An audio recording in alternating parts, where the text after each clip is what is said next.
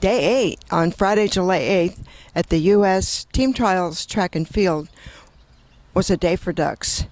It rained and spectators were huddled under their ponchos and athletes competed in downpours. But it was exciting stuff because we had finals in men's discus, men's steeplechase, and the women's 100-meter hurdles.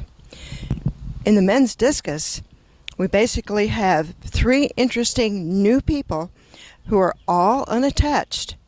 They are, number 1, Mason Finley.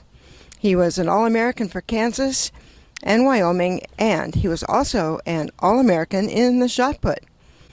Number 2, Tavis Bailey. He's from North Carolina and is an All-American for Tennessee.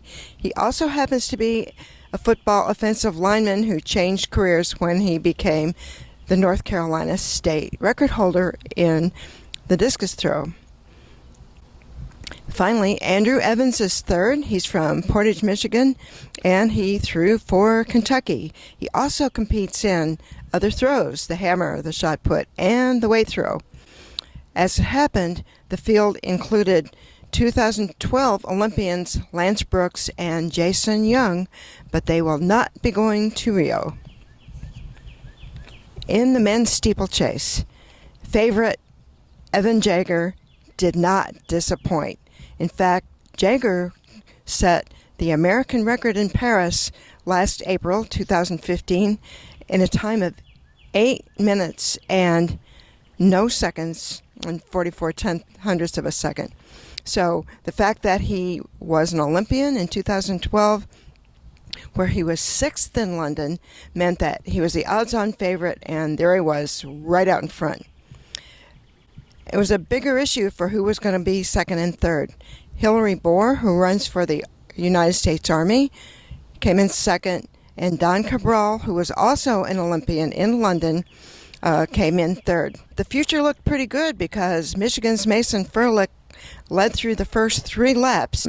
Jager passed him on that 4th lap and never looked back, but Furlick has a really good chance in the future, we think, and meantime, we have a pretty nice experienced team in the men's steeplechase.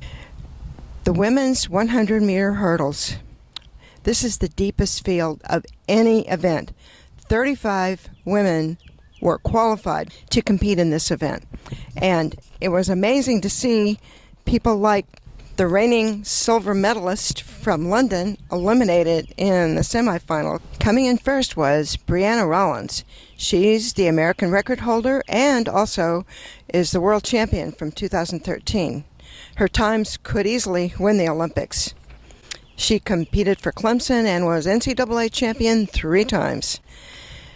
Christy Caslin grew up in Georgia, set a state record, competed for Virginia Tech, was an All-American, and had several NCAA podium finishes. Third was Nia Ali from USC.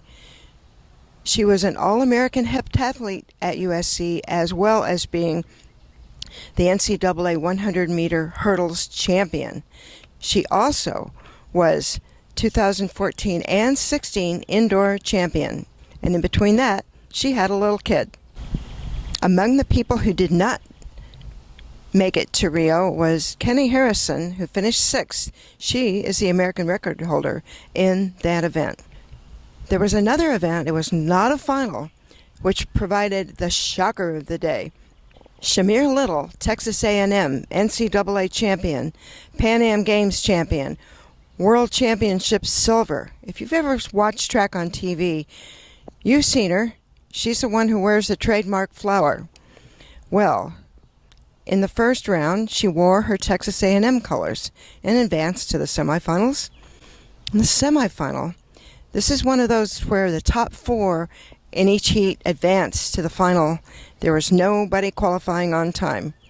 This time, she was wearing her brand new professional Adidas gear. She finished 5th in her heat and out of contention.